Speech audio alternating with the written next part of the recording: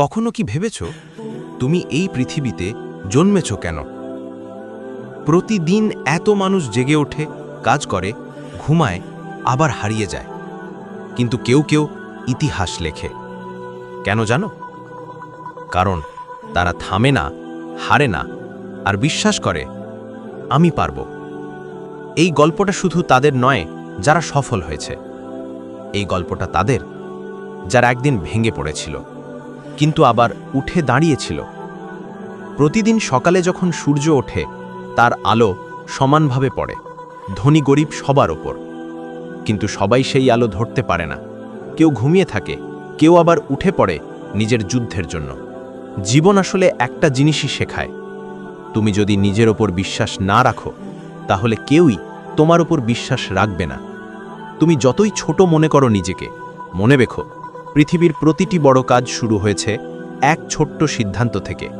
একটা ছোট্ট ভাবনা, একটা ছোট্ট ইচ্ছে, একটা ছোট্ট আমি পারব।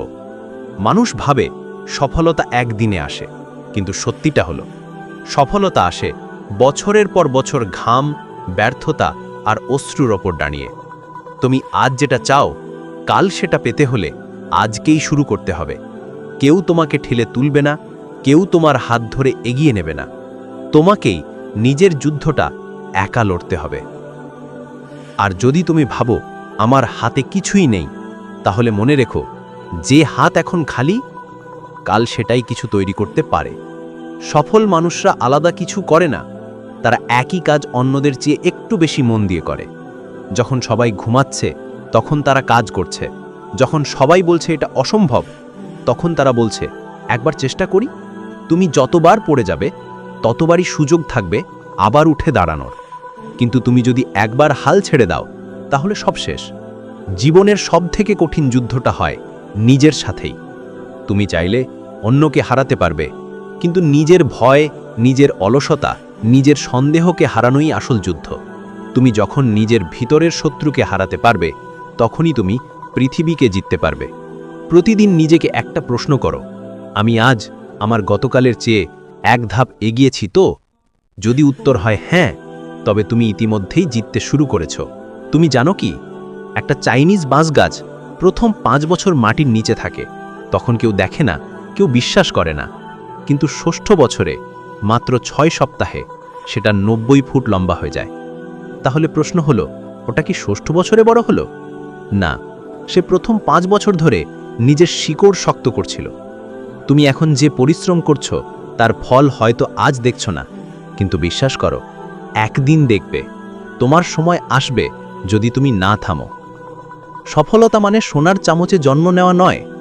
সফলতা মানে অন্ধকারের মাঝেও আলো খুঁজে পাওয়া।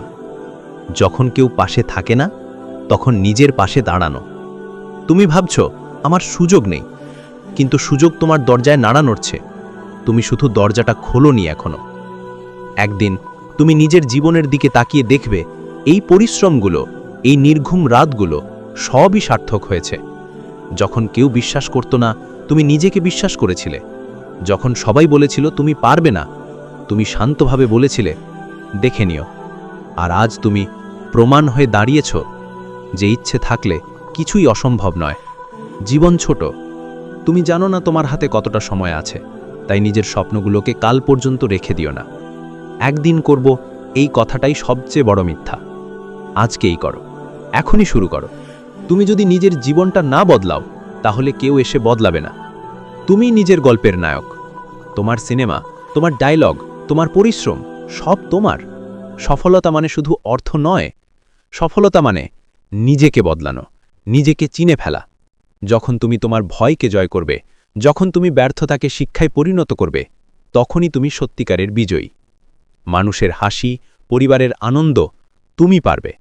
কারণ সফলতার পথে একটাই শর্ত, হাল না ছাড়া। আজ তুমি যেখানে দাঁড়িয়ে আছো, সেখান থেকেই শুরু করো।